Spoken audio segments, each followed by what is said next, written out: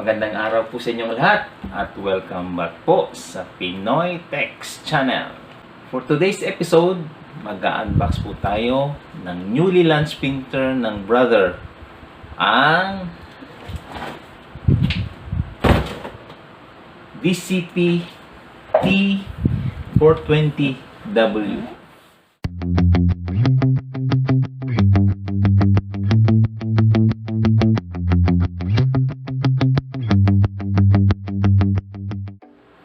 Okay, before natin buksan, check muna natin yung mga information na nakaprint sa box.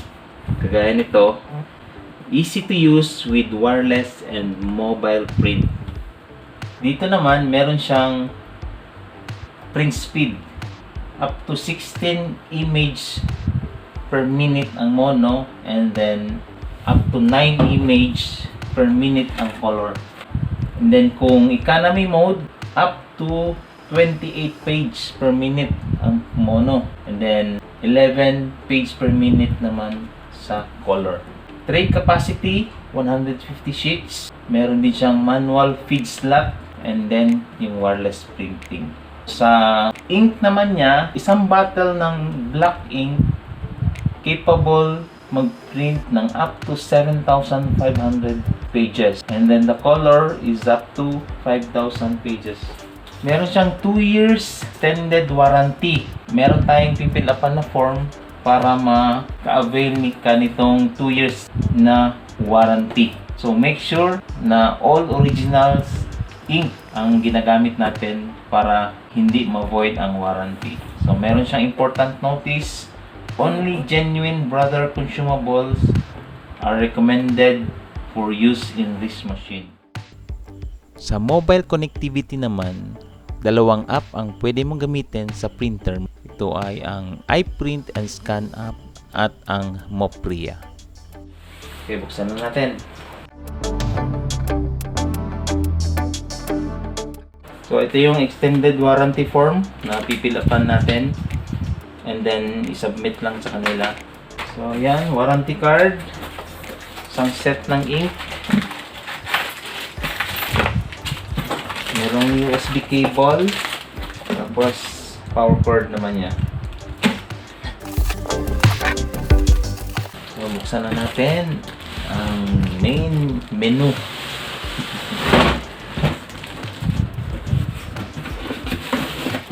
So ito yung manual.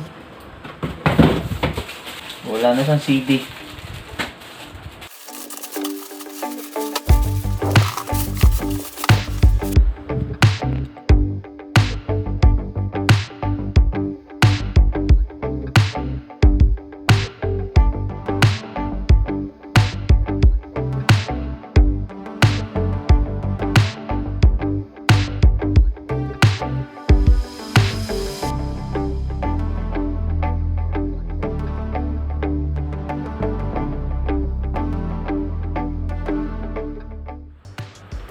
Ito na ang ating brother DCP-420W.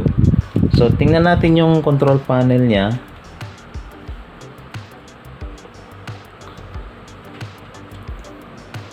Merong stop button, tapos may mga light indicator, so ink at saka warning.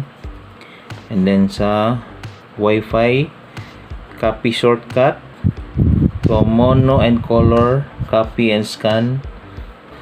So dito naman, please do not use BT6000 black, only BTD60 black. Okay, tingnan natin yung lagayan ng ink.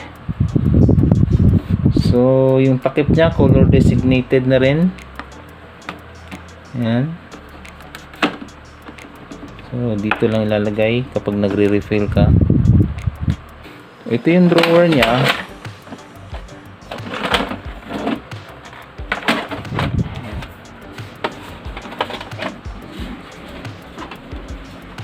Ayan. So pwedeng ma-extend up to legal size. Ayan. Ayan. So legal. And up to 150 sheets capacity ng paper. Okay, tingnan natin yung likod.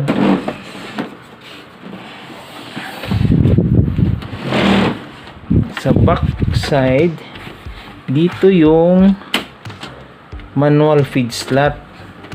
So dito mo i-feed yung 300 GSM na paper media.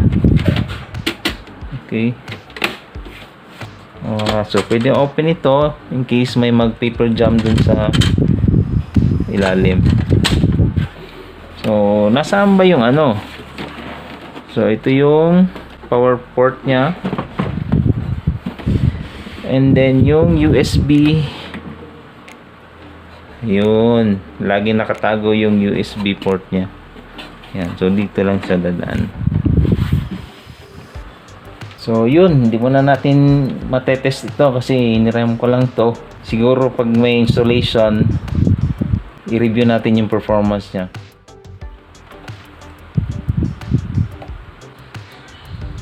So tingnan natin yung performance nito. So that's all for now. See you on my next video dito lang sa PinoyTechs channel. Bye!